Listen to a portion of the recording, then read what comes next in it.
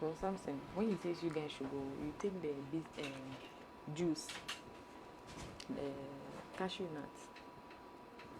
Maybe never had it.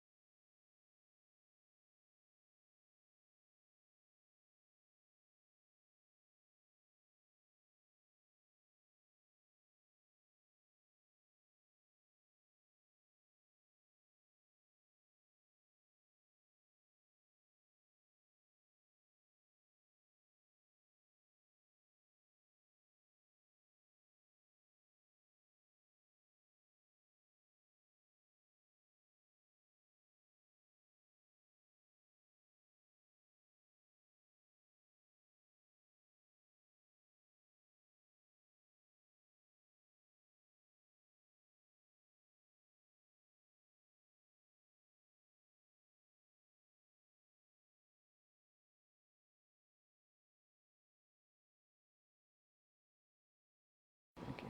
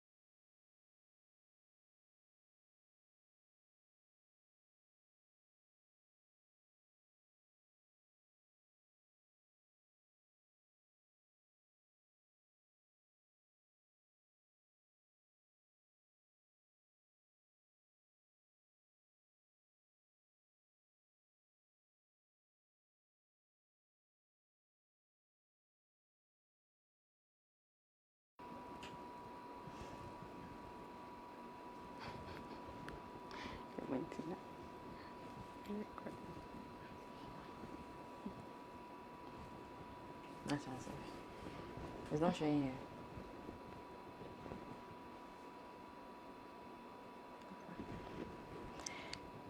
Hello, everyone. Good afternoon to you all. I hope by the grace of God, everyone is faring well. Welcome again to our live session. My name is Sylvia Faridramna, and today I'm joined in with a special colleague of mine. I would introduce her shortly, and then we can dive into today's topic. So I'm excited to introduce Miss Edinam Numaji. Yeah, she's a passionate, registered and licensed dietitian who currently serves as our head of department for dietetics, and she's passionate and dedicated to helping patients manage chronic conditions and taking them through specialized and tailored nutrition diet. So, Ms. Edinam, you're welcome to our live today. Thank you very much. I'm very happy to be here today. Okay, thank you for honoring our invitation. Welcome. And so we'll just, without wasting much time, you can keep all your diet questions coming in through the comment section, and she will take them one by one. But before we do that, she would like to highlight a few things and then talk briefly about today's topic. Thank you. Okay. So, good afternoon, everyone, once again.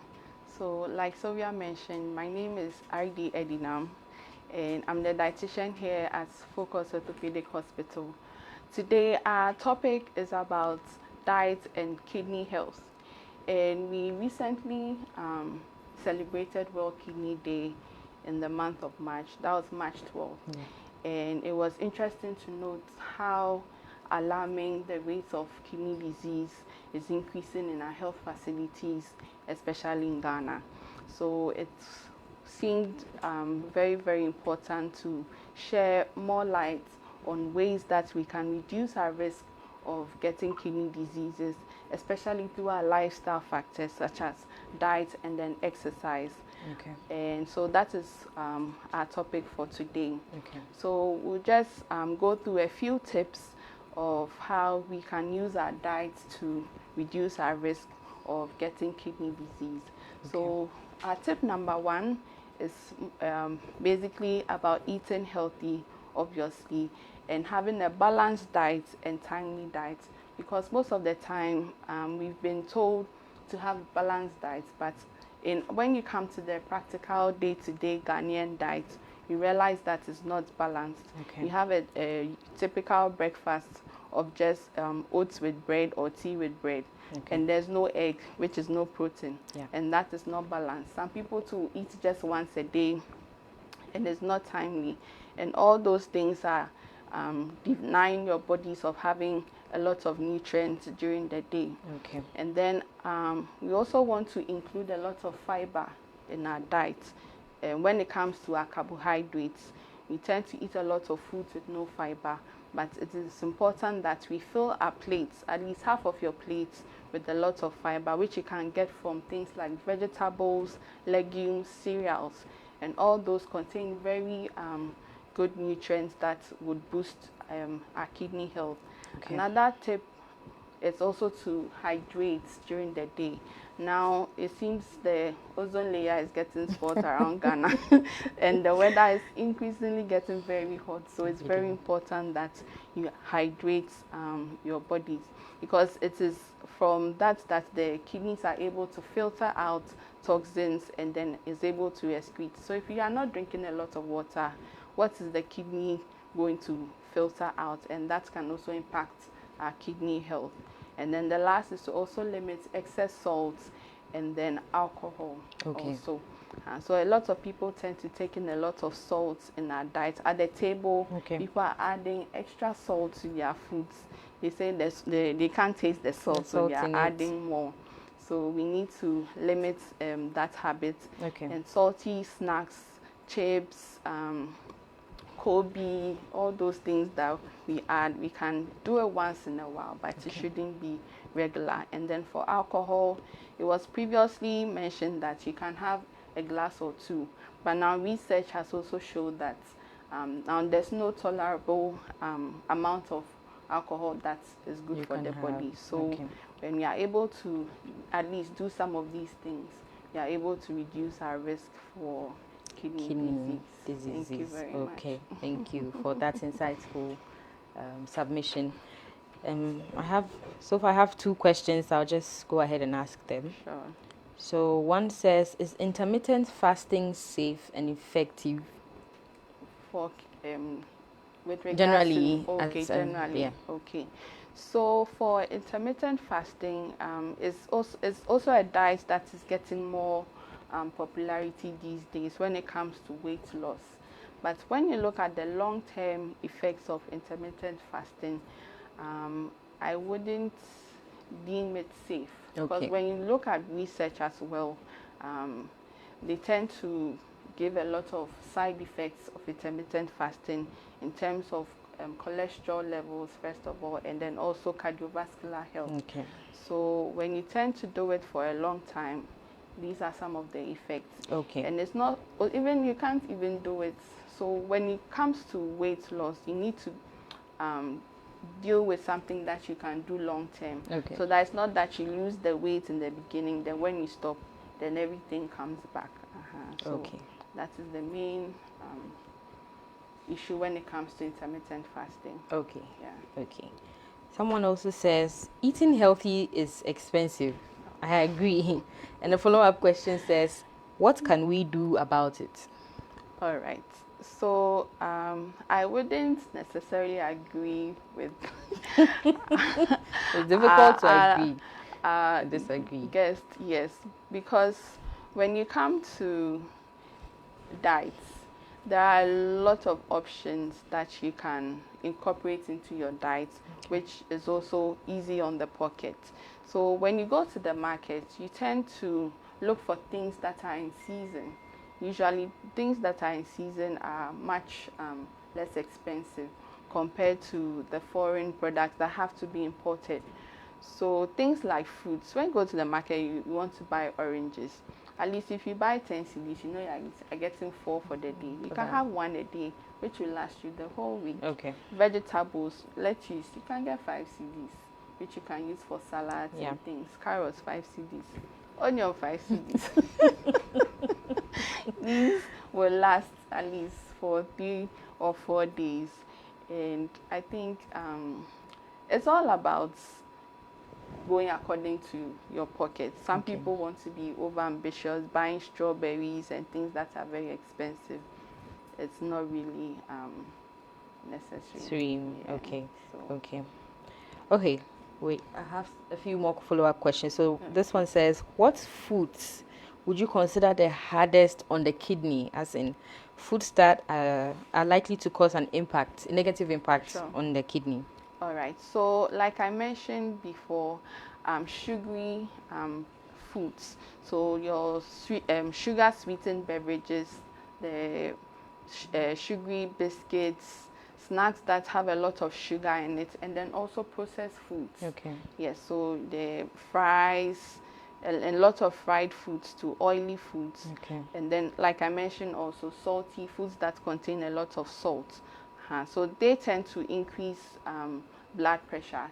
And what happens is that the kidney is made or it has a lot of tiny tubes where the filtration goes on. Okay. So when the pressure is very high, it tends to damage the tubes over time. So that is why we mentioned that salty foods, sugary foods, and then also sugar, foods that have a lot of sugar. So when your blood sugar is high for a long period of time, they tend to damage the tiny tubes in the kidney, which would also affect in the long run. kidney. Exactly. Okay. Someone says you mentioned avoiding salty snacks. Yeah. And so the follow-up question is, what are the healthiest snacks I can eat in between meals? Good. Thank you for this very question. So when we are advising patients, we tend to dwell more on healthy snacks. So those include fruits, like I mentioned. You can do salads. We have seeds, pumpkin seeds, chia seeds, sunflower seeds, and those you can get easily around. There's Greek yogurt, smoothies. Those are things that you can snack on. Nuts, those you can keep handy whenever you feel like eating something. You just grab a handful and chew. You drink water on it. You are very full. It lasts you till the next meal for the day. Okay. Now someone says, is there something like too much water, or I can drink as much as possible in a day? Wonderful. Yes, so yes, there is something as too much water, because I've heard of a case where someone died from drinking too much water for the day. Yes. Oh, wow. So in life, personally from my practice, in life, everything is about moderation. Even if it's something that is noted to be good, even if you take too much of it, it will end up damaging something in the body. So when it comes to water, the ideal recommendation is between 2 to 3 liters per day.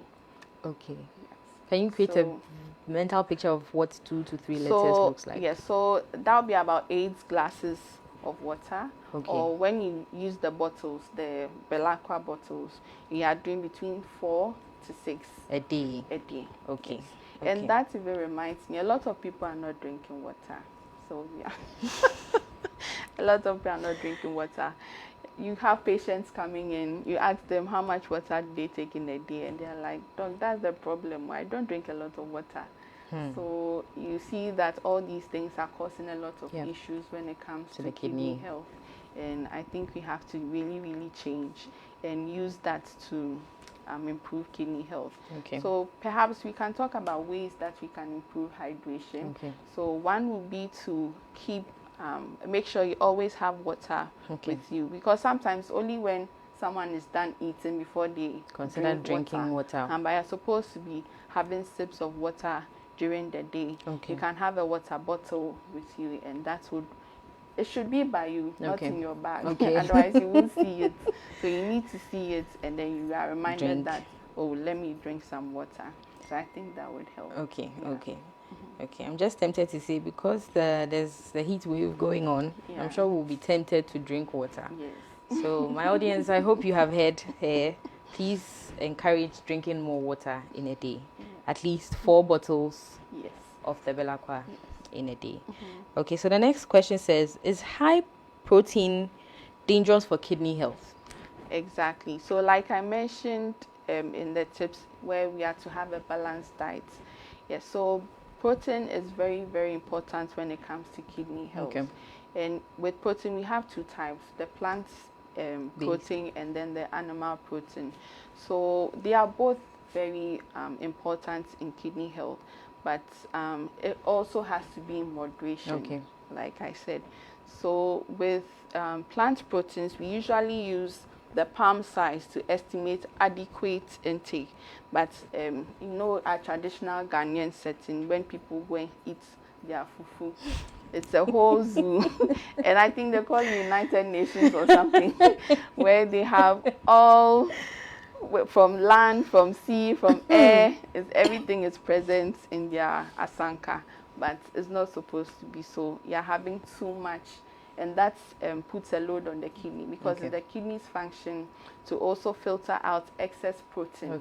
And when you're having a lot of protein, it only means you're putting so much work on the kidneys to filter out the excess, because the body will take what it needs and then it excretes the rest. The remaining. So protein is very, very crucial when it comes to kidney health.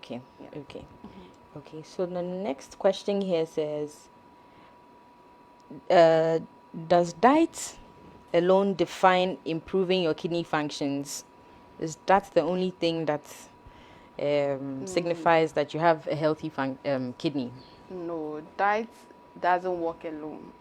So it's a multidisciplinary approach when it comes to kidney health. Okay. So exercise is involved. You need to see your physician as well, and then your dietitian, obviously, as well. Yes. Okay.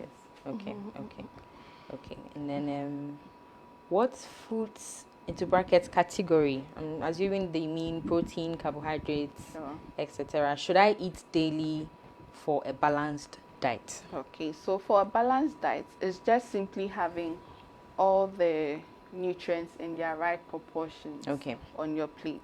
So that includes carbohydrates, that includes protein, and that includes healthy fats. And then minerals and salts.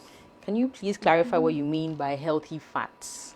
Sure. So that they don't... Okay, so healthy fats will simply be fats from natural sources, basically. So you're talking about olive oil, you're talking about avocado, agushi. When it comes to our local setting, those are healthy fats. Nuts, seeds, they all contain healthy fats. So that is what I mean by healthy fats. Okay. Someone is concerned about diabetes, although we are talking about kidney health. So the person says, how can I reduce my sugar and processed foods in my diet? Okay, so I'm happy diabetes has been mentioned, because when you look at the risk factors for kidney disease, diabetes is ranked second after high blood pressure. So I'm very happy diabetes has been mentioned. So once you've been diagnosed with diabetes, it's very, very important that you see the dietitian to be able to modify your diet so that they reduce your processed foods intake. And so I mentioned that you need to include foods that are high in fiber, and then from natural sources instead of the processed ones. So things like cornflakes, things that are processed, you just need to avoid them and do more of a natural foods in your diet, Okay. and they have to be rich in fiber as well. Okay. So that will be able to help Okay. manage. But you also need to see a dietitian for a more detailed plan. But in this case, that would be you. Exactly. Okay, so someone also says, how can I maintain a healthy weight, or how can I lose how can I lose weight in this Ghana? Oh.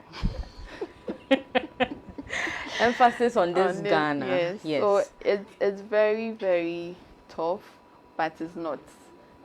So I think I mentioned earlier when we were talking about the intermittent fasting, is to adopt a meal plan or a diet that is feasible over a long period of time, so that you are not losing the weight and then gaining it right back after you finish the weight loss. So you have people doing 30 days, 10 days, but it should be something that you can do over, and it becomes your normal eating pattern or lifestyle. Okay. Yes. So I think she should just see a diet us or me. Come to you. Come Yes. to us. Yes. Come to us. We'll be able to help her achieve the weight loss in this Ghana. It's very possible. It's very possible. Yes. Okay. Also, someone says, I go to the gym. Can you recommend the best diet for building my muscles? Okay. So for muscle is basically protein. Okay.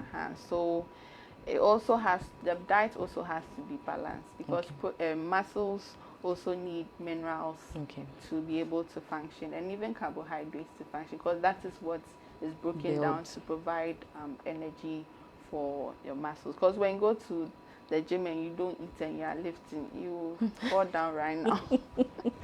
I agree. So it has to be balanced. So you can also come see us, and then we can work on a plan. Okay. Well, this is also a reminder that we're discussing diet and nutrition and kidney health in general. And so you can keep your questions coming in through the comment section, and we'll have them all answered. Okay. Oh, there's a very interesting question here. So someone says, can kidney affect my bedroom activities? Okay. I don't know what they mean by kidney affect. Okay, maybe kidney disease. Yes. Yeah. All right. So it's not directly linked. But like I mentioned before, hypertension or high blood pressure is one risk factor for kidney disease.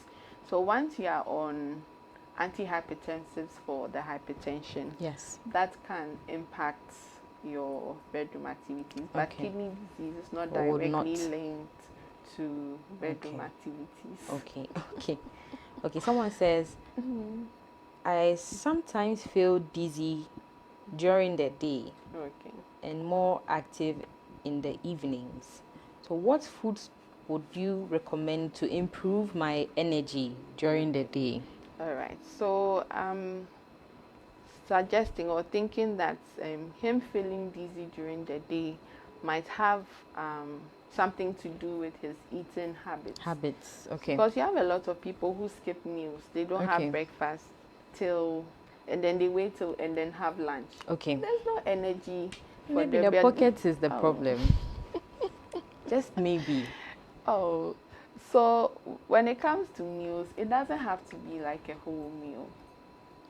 So you can, even if it's just in Katie that you can chew. You buy 1 CD and you're chewing. That's some good protein. That's some good fats that you're having. It's better than nothing at all.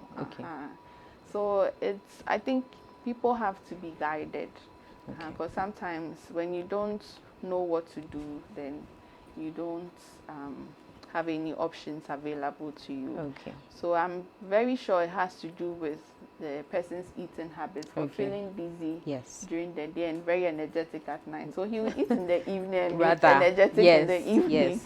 So, but to be able to boost energy levels, we have things like turkey berries, that can also boost your energy during the day. There's also moringa that can also boost your energy during the day. But I would want to have a more detailed discussion with the person to find out why, because we are just speculating. Yes.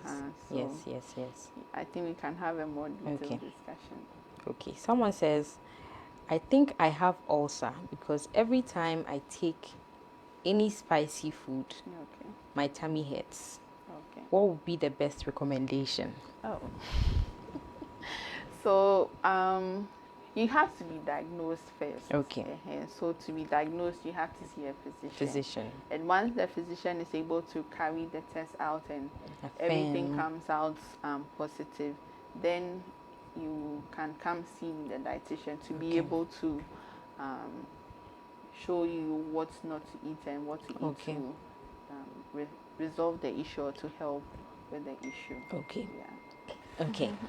Well, I think these would be this will bring me to the end of the questions that I have. Wonderful. I'd like to know if there are any more questions, but in the meantime, I would like Miss Edinam to leave her contact details for those who are willing or open to have a conversation with her regarding their diet. So, Miss Edinam, the floor is yours. Thank you. Okay, so you can kindly call 050-143-6881, and we'll be gladly able to help you with whatever diet needs that you have.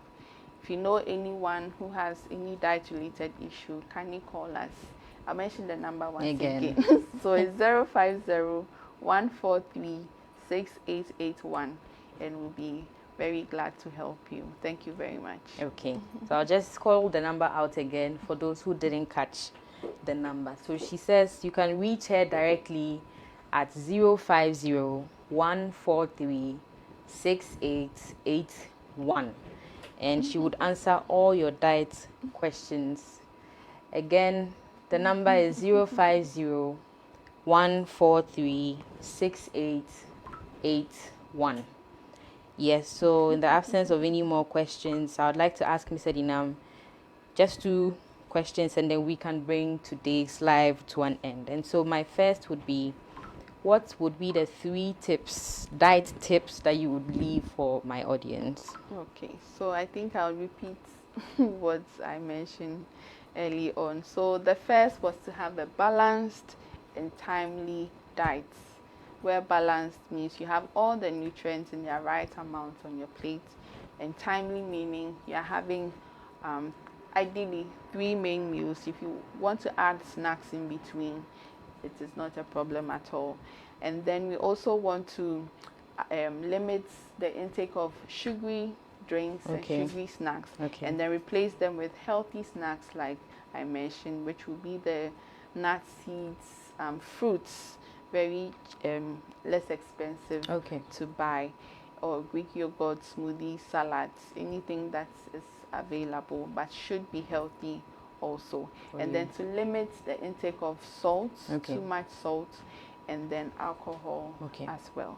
So I think those would be the 3 tips you leave for us. I hope you heard her, and I hope you take all what she has said into consideration. And so the last will be any final words for our audience today. Sure, most definitely. So we believe that you are what you eat, and your food is also your medicine. So it's better to take your food as your medicine now than to take medicine as your food later on in life, when your body has broken down from all the unhealthy things that you were eating before. So please don't hesitate to give us a call, and we'll be very glad to help you to achieve a healthy lifestyle with your diets. Thank you very much. Thank you too, and thank you for your kind words. You're welcome. Okay, so that would bring us to the end of today's session. It was wonderful with everyone on, and thank you for honoring our invitation, Ms. Edinam. Thank you for having me. And thank you for your audience as well. I hope we all had an insightful session, and I wish you all a wonderful rest of your day. Thank you.